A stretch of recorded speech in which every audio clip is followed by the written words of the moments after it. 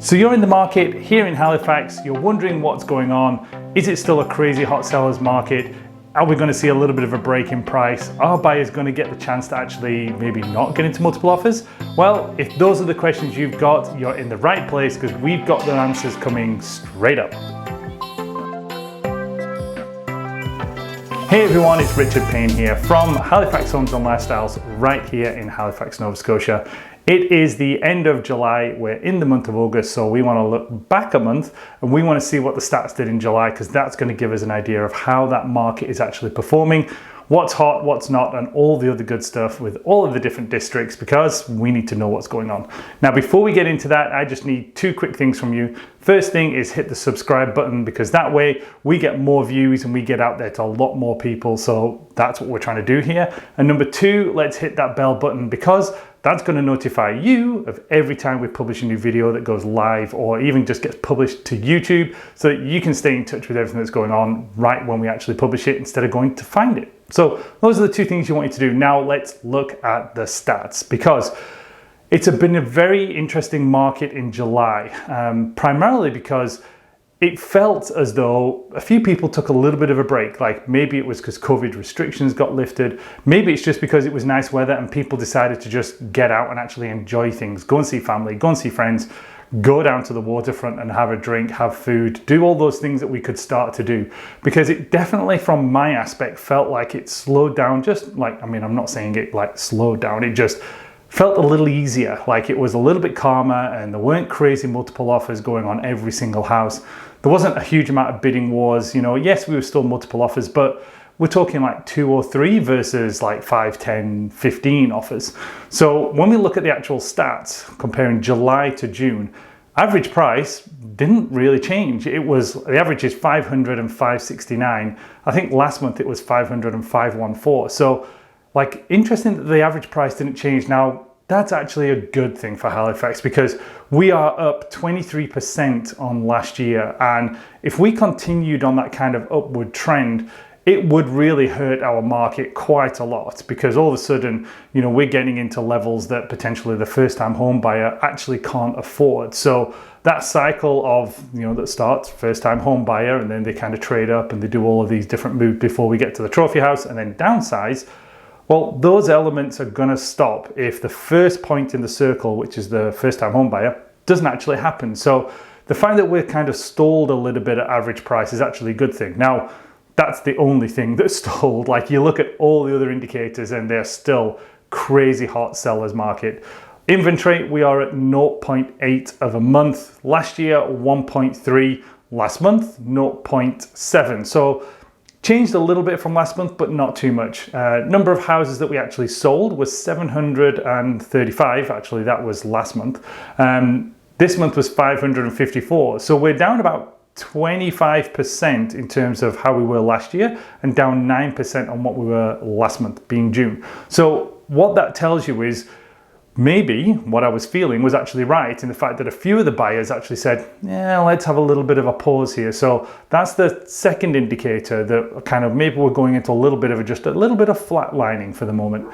Number of homes active, 461. Like that's not a lot of homes. So we still don't have the amount of homes that we need to satisfy the demand. Now, the other key thing we like to look at here, sales to new listing ratios. So new listings were 631, but as mentioned, we sold 554. So we're at 88% sale to listing. And that's the second time, again, June was the same, that we've been underneath 100%, which again is a little bit of a good thing because when we start hitting 100% sale to new listings, it means that we're not adding any inventory to the market at all.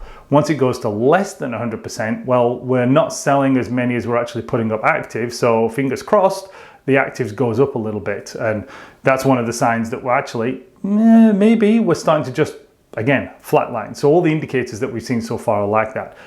Days on market, 14 days. So 2 weeks from listing your home to hopefully getting it actually conditional.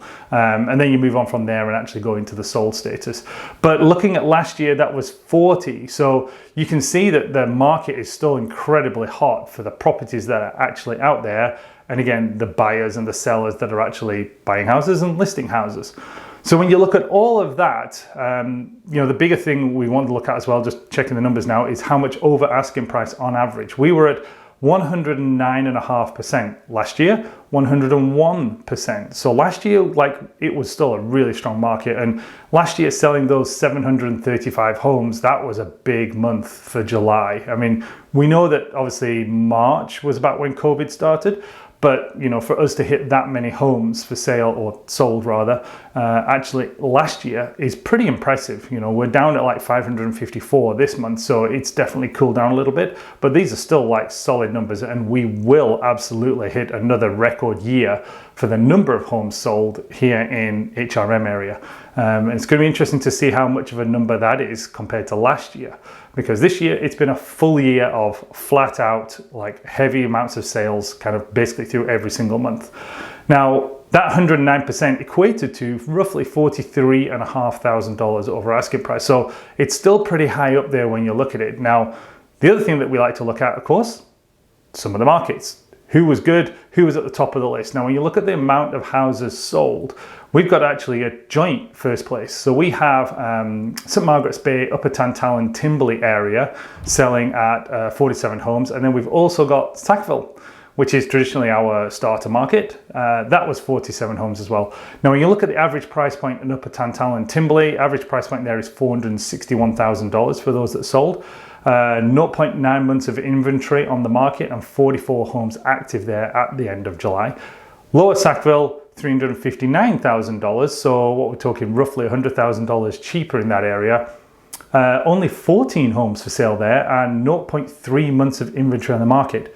10 days to sell your house in Lower Sackville and 11 days to sell your house in Upper Tantallon, Timberley. So very different markets. Lower Sackville is your starter market. Upper Tantallon, Timberley, St. Margaret's Bay is probably your trade up into your trophy homes. So hence bigger houses, bigger price points, more land, all of those good things.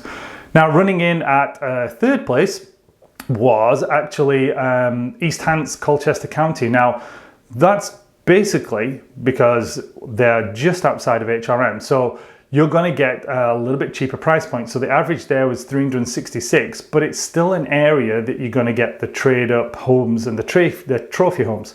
We're talking Elmsdale, Enfield, Lance area for anybody that kind of is going, where's East County or East Hants? It's that area. So people are moving out there because they're starting to see a little bit more value for money, a little bit nicer houses for what they're going to get. So that's absolutely going to be the sign there. Now, they only have 1.4 months of inventory, so a little bit higher than our average. 44 homes sold, 61 homes actually for sale. So you can see the difference. And again, 42 days on market up in that area and only 14,000, 4% over asking price. So you can see the difference when you kind of stick to the Sackville, Upper Tantallon, Timberleys, the Bedfords, the Fall Rivers, the Hammonds Plains, all of those areas versus when you go just a little bit further out. So it's going to be interesting to watch that market because they've been constantly bumping into the top 3, top 4 every single month. So going to be a good market to watch that one. And then coming in at fourth is good old Bedford. Average price point there, $654,000. So it's getting up there for that one. 11 days on market for the houses, 0.7 months available. Not a lot of new builds. Typically Bedford has always been Parks of Bedford West, top of Starboard Drive area, new homes, basically driving that market. There was only about 4 new homes that actually got sold in that area. So it's certainly a sign that the builders have basically gone, time out. We need to get these houses built, which is what we've been seeing for about the last 6 months. So interesting to see that tail off. Now, what's going to happen there in the Bedford market is we will probably, I'd say September into October, all of a sudden you'll see those new lots and the builders will take them and they'll start building and advertising. So expect a bit of a resurgence there in Bedford. Now, let's go to the overall question. How is the market overall? Is it going to continue this way? Is there any light at the end of the tunnel for the buyers? Well, July into August and August into September, it definitely feels like there's more houses coming up for sale. Like the amount of emails I've had just in the last 3 days of new listings that have matched what clients that we're searching for on our system. We've had a lot of those emails. So we're seeing more houses come up for sale. Buyers, they've not really slowed down from my aspect. So, we're still finding that people are out there looking. It's just maybe the whole pool of buyers has actually slowed down a little bit. So Expect from a seller point of view, a little bit of a softening off in the market. You know, don't expect that kind of 10 to 50 multiple offers anymore. If you've got a good house, good area, good condition, and you've priced it appropriately, I would expect to be getting, you know, in the kind of 3 to 5 multiple offers, maybe even 2. There was one house in Fall River actually where I am now that I was surprised that it only had 2 offers on the property. Both of those offers actually had the conditions selling the buyer's property before they could buy that house. Never usually happened. Like, certainly in a strong seller's market, that's something you don't really want. You want what we call a clean offer. Don't have a house to sell, that's already been dealt with, just want to buy yours, work through conditions. Well, this one actually had those conditions of sale of buyer's property. Also, only 2 offers, like really nice house in Fall River as well, you know, priced fairly good.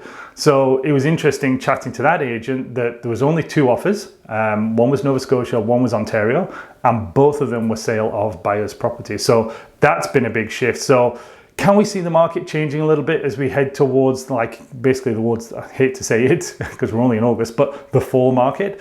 Yes, it's definitely started to change a little bit, but it's not really going to slow down that much. So if you're on the area out there and you're kind of still searching for houses, just don't stop, because you are going to find something in the next probably 2 months, and maybe it's a lot less condition. So that's the advice for the rest of the year. If you have any questions on anything that we've done here, or some more detail on markets in particular that you're looking at, whether you're listing, whether you're buying houses, whether you're investing, those are the ones that we'll get into. Just give us a shout. Contact details are all over the place, and we'd love to help you out.